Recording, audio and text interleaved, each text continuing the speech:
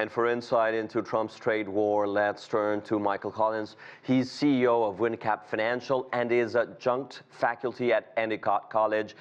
Sir, great having you. How do you analyze the current situation from like a 30,000 feet view? Yeah, thanks for having me on today. It is pretty murky out there in terms of where these policies go. I've seen a lot of Wall Street analysts give their opinions on the impact of initial U.S. tariffs. I have not seen a lot of work done on the impact of counter tariffs by other countries and how that might impact the U.S. So, from a high level, one of the early thoughts we've had is, switch to goods and services that are investable, that are not or less exposed to tariffs. Yeah, I want to follow up on this. Are you looking at specific cross-border industries or other sectors? Yeah, one big one in tech has been the pivot to software that we've made internally here in the last month or so, just because they're less likely to be taxed. Goods are more likely to be taxed first before other countries maybe could possibly do countermeasures on taxes on such things like software. Got it. There's also another part of this discussion, and it's Canadian energy, right?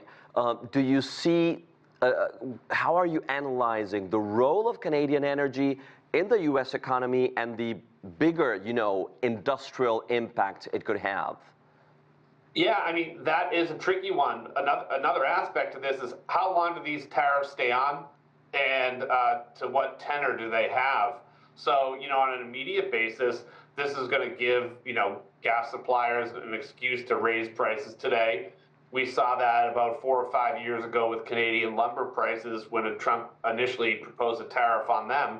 So we expect some repeat of the same playbook here. But, the tolerance for pain out of this from Mexico and other nations is going to be what's in question. Do you see beneficiaries? Do you see winners of these policies in terms of sectors, economic sectors, industries, geographies? What do you see as winners or possible winners?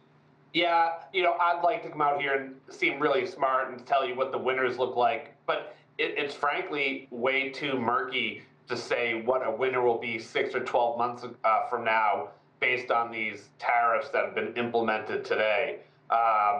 One thing that they're targeting allegedly is drug shipments, illegal drug shipments, as well as the goal of mitigating immigration. But when you look at Canada, they don't seem to be a big offender. So it's hard to understand how those tariffs might be unwound in the future if they're not a big contributor to that problem today. I get it. And how do you see, looking over the longer term? Do you see changes? Do you see everything going back to normal? How are you currently analyzing this?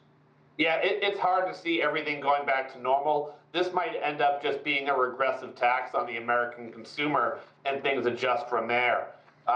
One little factoid that came out that I saw recently was 4 out of 5 beers consumed in the U.S. are imported from Mexico.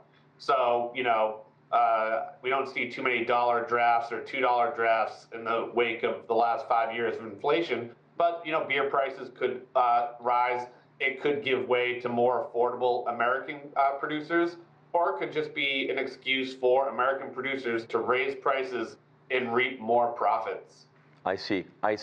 Michael Collins, thank you very much.